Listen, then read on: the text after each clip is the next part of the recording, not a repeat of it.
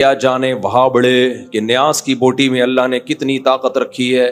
کہتے ہیں ایک کوا نیاز کی بوٹی لے کے اڑا اور اس کے منہ سے قبرستان میں وہ بوٹی گر گئی. جب قبرستان میں گری ہے تو جتنے مردے تھے اللہ نے سب کی بخشش کر دی. ابھی نا ایک دن افطاری پہ 4-5 دن پہلے ایک صاحب مجھ سے ملے, بڑے مل رہے تھے, یہ وہ کہنے لگے بھائی میں گرین چینل ہوں, میں آپ کو نہیں مانتا لیکن بار بار آپ کے بیان سنتا ہوں. میں نے کہا چلو یار چینل ویلے چھوڑو, ابھی پکوڑے کھاؤ کیا تم. خیر اچھے عزت سے کہتے ہیں لیکن میں ایک فلاں مولوی کو سنتا تھا تو مجھے بڑا دھچکا لگا ہے. کہتے ہیں یار وہ کرامتوں کے واقعات بتاتے تھے, میں سنتا تھا. ایک دن انہوں نے ایسا کہا, میں نے کہا یہ کچھ زیادہ ہو گئی ہے. میں نے کہا کیا کہہ رہے؟ وہ بتا رہے ہیں کہ بھائی غوث اعظم کا دھوبی جب قبر میں گیا تو دھوبی سے فرشتوں نے آ کے سوال پوچھا.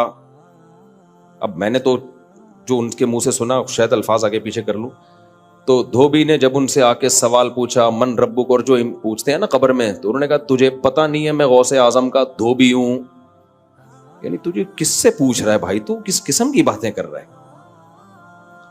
تو فرشتہ بھی حیران ہے, اب یہ تو جواب ہی نہیں دے رہا. اور جواب ریفرنس کس کا دے رہا ہے؟ بھائی میں غوث اعظم کا دھوبی ہوں. تو پھر پوچھا غوث اعظم کو کال ملائی ہوگی یا کیا کیا ہوگا, بھائی آپ کا بندہ ہے. تو انہوں نے کہا وہ تجھے شرم نہیں آتی, میرا بندہ آیا ہوا ہے, تو اس سے کیا پوچھ رہا ہے, سوالات پوچھ رہا ہے. تو یہ جو آیت ہے نا یا ایھا الذین آمنوا اتقوا اللہ وابتغوا الیہ الوسیلہ, اے ایمان والو اللہ سے ڈرو اور اللہ تک پہنچنے کا وسیلہ تلاش کرو. تو یہ لوگ کہتے ہیں دیکھو اللہ تو خود کہہ رہا ہے ڈائریکٹ نہیں پہنچ سکتے, بیچ میں وسیلہ لانا پڑے گا. تو یہاں وسیلے کا جو مفسرین مطلب بیان کرتے ہیں صدیوں سے, وہ کیا ہے؟ وسیلے کا مطلب اللہ کا قرب حاصل کرنے کے لیے کچھ کرنا پڑے گا, تمہیں اعمال کو ذریعہ بنانا پڑے گا. جیسے آپ کسی سے محبت کا دعویٰ کرتے ہیں, وہ کہتا ہے بھائی اس کا تمہارے پاس کیا دلیل ہے کہ تم واقعی مجھ سے محبت کرتے ہو؟ تو آپ اپنا عمل پیش کرتے ہیں, عمل کو ذریعہ بناتے ہیں.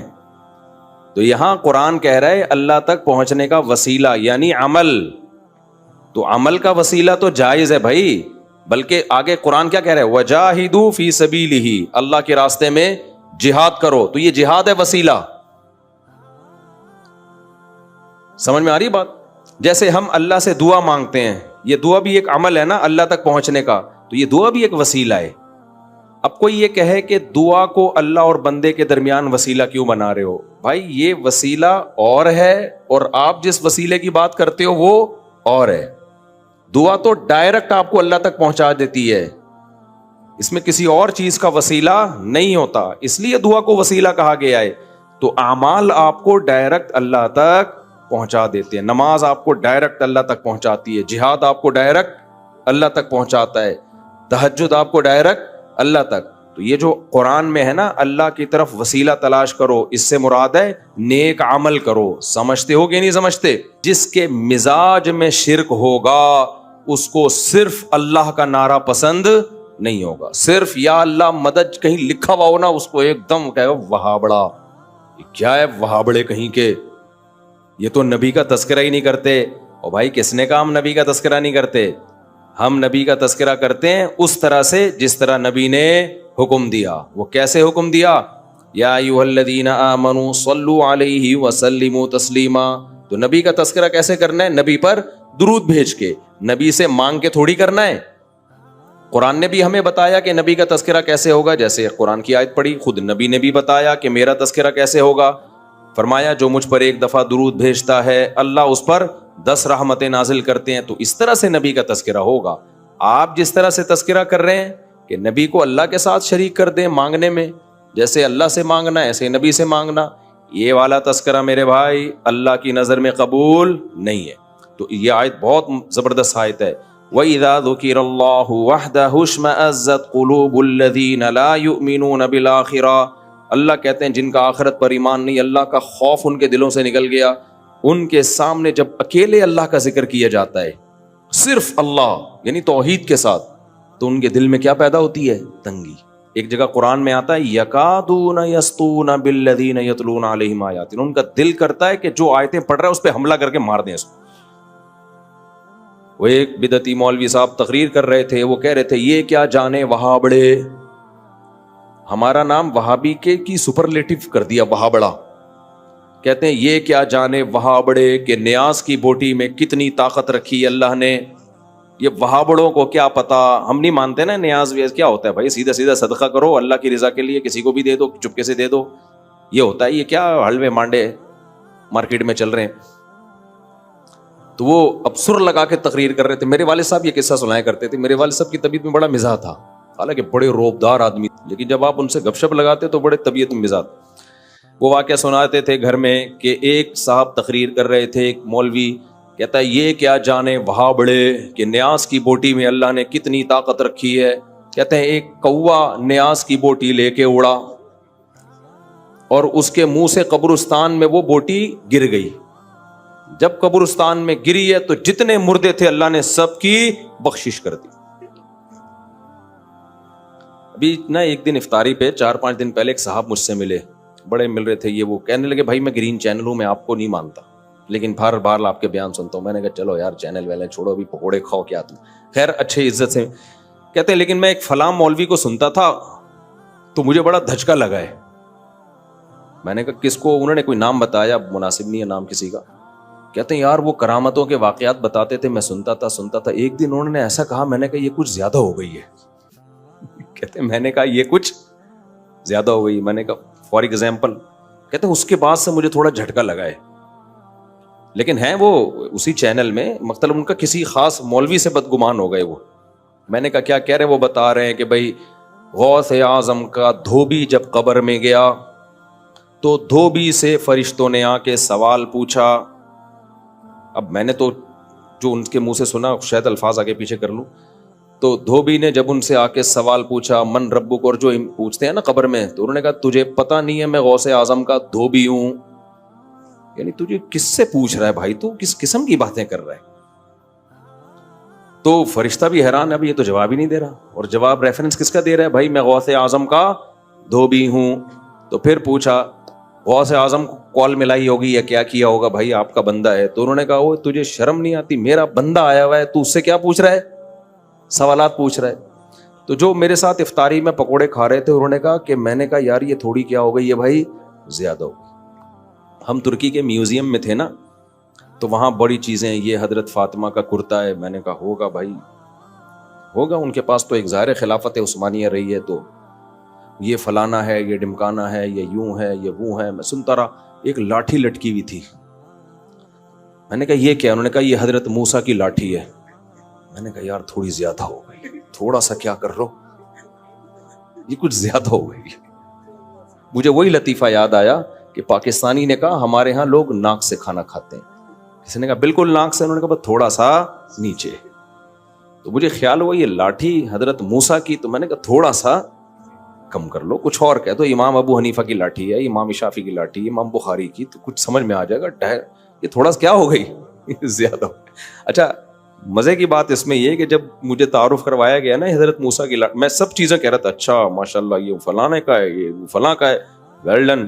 جب انہوں نے کہا نا حضرت موسیٰ کی لاٹھی ہے, تو میں نے جس اسٹائل سے کہا نا یہ تھوڑی زیادہ نہیں ہو گئی, تو وہ جو میرے ساتھ بندہ تھا نا وہ زور سے کہگا لگا کے ہنسا ہے. اس کہہ رہے مجھے ہنسی آپ کے اسٹائل پہ آئی ہے کہ جو آپ نے کہا نا یہ تھوڑی زیادہ لگ رہا ہے مجھے. تو یہ آج سمجھ میں آ گئی. اللہ تعالیٰ کہتے ہیں کہ جب صرف ایک اللہ کا نام لیا جاتا ہے نا, صرف وہی, تو ان کو صرف کے لفظ سے چڑ ہے, اللہ سے چڑ بولو نہیں ہے. یہ کہتے ہیں صرف اللہ نہیں ہوگا بھائی, صرف اللہ نہیں ہوگا, کسی اور کو بھی ساتھ میں ملاؤ. تو ہم تو کہتے ہیں مدد صرف کس سے مانگی جائے گی, اللہ سے مانگی جائے گی. دوسری بات اللہ تعالیٰ نے انہی آیتوں میں فرمایا, آیت نمبر 42, اللہ یتوفی الانفس حین موتها واللتی لم تمت فی منامها. جن لوگوں کو برزخی زندگی سمجھ میں نہیں آتی ان کو اللہ نے سمجھایا ہے ایک مثال سے. اللہ کہتے ہیں جب تم سوتے ہو, نیند میں جاتے ہو, تو تمہارا اس دنیا سے کنیکشن ختم. اس میں بھی اللہ تمہاری روح کو قبض کرتا ہے. کون کرتا ہے روح کو قبض؟ یہ تو سائنسدانوں نے سو کے دیکھ لیا تو ایمان لے آئے, نہیں دیکھا ہوتا تو سائنس نیند کو بھی نہیں کبھی مانتی کہ یہ بھی کوئی چیز ہے. ہم تو جو چیزیں دیکھ رہے ہیں ان کو ایکسپٹ کرتے چلے جا رہے ہیں. تو اب مر کے کسی نے دیکھا نہیں ہے اس لیے اس کا انکار کر دیتے ہیں. تو اللہ کہتے ہیں جیسے نیند میں تمہاری روح اللہ قبض کر لیتا ہے, تو ایسے ہی سوتے میں بھی تمہاری روح قبض ہوتی ہے، نہ نیند میں فنا ہوتے ہو، نہ موت کے بعد فنا ہوتے ہو. سارا کھیل کس کا ہے؟ روح کا کھیل ہے یہ.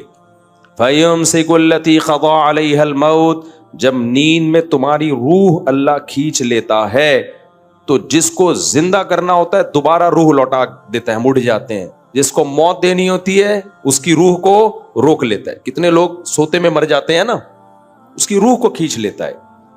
تو یہ روح ہے، اور روح کو سائنس ایکسپلین نہیں کر سکتی. آپ کو پتا ہے کچھ چیزوں کو ایکسپلین کیا جا ہی نہیں سکتا، وہاں انسان ہتھیار ڈال دیتا ہے. جیسے آپ دماغ کو سمجھنے کی کوشش کریں گے تو سائنسدان یہ کہتے ہیں پاسبل ہی نہیں ہے، کیونکہ دماغ کو آپ سمجھیں گے دماغ سے ہی. تو اس کے لیے کوئی آپ کے دماغ سے اوپر کا دماغ ہوگا جو آپ کے دماغ کو پڑھے گا، پھر آپ سمجھ پائیں گے. اور اوپر کا دماغ، اوپر سے مراد ہمارے مینٹل لیول سے اوپر کسی کا مینٹل لیول ہوگا تو وہ سمجھے گا، وہ اللہ ہی سمجھ سکتا ہے. ہم تو سوچیں گے اسی دماغ سے سوچیں گے نا، اور اس دماغ کی ایک لمٹ ہے، اس سے آگے وہ دماغ بڑھ نہیں سکتا. تو یہ پاسبل ہی نہیں ہے. سمجھتا ہو کہ نہیں سمجھتے ہو؟ تو اسی طرح سے روح کا بالکلیہ سمجھنا یہ کسی کے لیے ممکن ہے ہی نہیں. اور روح ہی حیات ہے، لہذا حیات کو حقیقی معنی میں سائنس ایکسپلین کر ہی نہیں سکتی. اللہ نے اس کو 2 لفظوں میں ایکسپلین کر دیا کہ اللہ کی کلمہ کن کی طاقت سے جو انسان میں زندگی پیدا ہوتی ہے اس زندگی کا نام کیا ہے؟ حیات ہے. سمجھتے ہو کہ نہیں سمجھتے ہو؟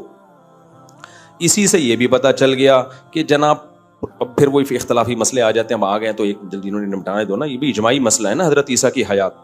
جناب پروفیسر غامدی صاحب کہتے ہیں کہ قرآن مجید میں آتا ہے یا عیسیٰ انی متوفیکا، اے عیسیٰ میں تجھے وفات دوں گا، ورافعک الیہ، اور میں تجھے اپنی طرف اٹھا لوں گا. تو غامدی صاحب کہتے ہیں دیکھو، وفات دوں گا کا مطلب تو موت دینا ہوتا ہے، اس کا مطلب اللہ نے عیسیٰ کو موت دی ہے. اس آیت سے پتہ چل رہا ہے کہ وفات کا اصل مطلب عربی میں موت نہیں ہوتا. موت کے معنی میں یہ لفظ استعمال ہوا تو ہے لیکن اس کا اصل مقصد موت نہیں ہے. اگر موت ہوتا تو دیکھو، اللہ یتوفی الانفس، اللہ روحوں کو کھینچ لیتا ہے، حین موتہا، ان نفس کی موت کے وقت. اب یتوفا کا معنی اگر موت دینا ہوتا تو کیا مطلب اللہ روحوں کو موت دے دیتا ہے انسان کے موت کے وقت؟ یہ مطلب ہوتا؟ اللہ تو کہہ رہے ہیں جب تمہاری موت کا وقت آتا ہے میں روح کو یتوفا وصول کر لیتا ہوں. یہاں موت ترجمہ کسی بھی صورت میں ہوتا ہی بن ہی نہیں سکتا. دیکھو توفا کا لفظ نکلا ہے وفا سے. اردو میں وفا کسے کہتے ہیں؟ پورا پورا چکا دینا، اسی کو کہتے ہیں نا وفا. یہ جو خشک موضوعات ہوتے ہیں میں ترنم سے اس لیے پڑھتا ہوں تاکہ سمجھ میں آ جائے، آرام سے، پیچیدگی میں نہ جائے. کہتے ہیں نا فلاں نے وفا کی ہے میرے ساتھ، کیا مطلب؟ میں نے قربانی دی تھی، اس نے اس قربانی کا پورا پورا بدلہ چکایا. وفا پورا پورا کسی کو کوئی چیز دے دینا، اور توفا باب تفعل میں پورا پورا وصول کر لینا. تو توفا کا اصل معنی عربی میں وصول کرنا ہے، موت دینا نہیں ہے. اگر باڈی روح کے ساتھ وصول کر لی تو اس کا مطلب کیا ہے؟ پورا جسم وصول کر لیا. اور اگر صرف روح وصول کی ہے، باڈی چھوڑ دی تو صرف روح وصول کی ہے. سمجھتے ہو؟ یہاں کیا اللہ فرما رہے ہیں؟ اللہ یتوفی الانفس، اللہ روحوں کو کھینچ لیتا ہے، وصول کر لیتا ہے، حین موتہا، اس نفس کی موت کے وقت. تو موت کے وقت اگر اللہ موت دیتا، روح کو موت دیتا تو روح کو موت تھوڑی آتی ہے، پھر وصول کس چیز کو کیا ہے؟ سمجھتے ہو؟ تبھی آگے اللہ کہتے ہیں جس کو موت دینے کا ارادہ ہوتا ہے اس کی روح نہیں لوٹاتا، روک کے رکھ لیتا ہوں اپنے پاس. اور جس کو زندہ کرنا ہوتا ہے، جو روح لی تھی واپس، اس کو باڈی کو واپس کر دیتا ہوں. سمجھ میں آ رہا ہے؟ تو توفا کا اصل مطلب کیا ہوا؟ وصول کر لینا. ہاں موت کے معنی میں استعمال ہوا ہے لیکن اصل مطلب اس کا وصول کرنا. تو اب میں آیت کا ترجمہ کرتا ہوں. اللہ کہہ رہے ہیں عیسیٰ علیہ السلام کو، یا عیسیٰ انی متوفیکا، اے عیسیٰ میں تجھے وصول کر لوں گا، ورافعک الیہ. اس کی صورت کیا ہوگی؟ کس طرح سے اللہ تو مجھے وصول کرے گا؟ رافعک الیہ، یہ عطف تفسیری ہے، آگے ڈیٹیل بیان کر رہا ہے. یہ واو، رافعوک الیہ، میں تجھے اپنی طرف اٹھا لوں گا، پوری باڈی سمیت تجھے اٹھاؤں گا میں اپنی طرف، اس طرح سے میں تجھے وصول کروں گا۔ سمجھتے ہو کہ نہیں سمجھتے ہو؟ اس لیے غامدی صاحب نے اس آیت کے ترجمے میں ڈنڈی ماری ہے، سمجھتے ہو؟ تبھی میں کہتا ہوں اسلاف سے علم لوگے تو فائدے میں جاؤ گے، اس زمانے کے لوگوں سے پوچھو گے تو ضلوا واضلوا، خود بھی گمراہ ہوئے اور تمہیں بھی گمراہ کریں گے۔ تو یہ امت کا اجماعی عقیدہ ہے، حضرت عیسیٰ علیہ السلام پر موت واقع نہیں ہوئی ہے، اور حضرت عیسیٰ آسمانوں پہ زندہ ہے، اور حدیث میں آتا ہے لا تجتمع امتی علی ضلالہ، میری امت گمراہی پہ جمع نہیں ہو سکتی۔ تو جب امت کا اجماعی عقیدہ ایک دفعہ بن گیا کہ حضرت عیسیٰ زندہ ہیں، تو اب اس سے انحراف کرنا کسی بھی دلیل کی بیس پہ جائے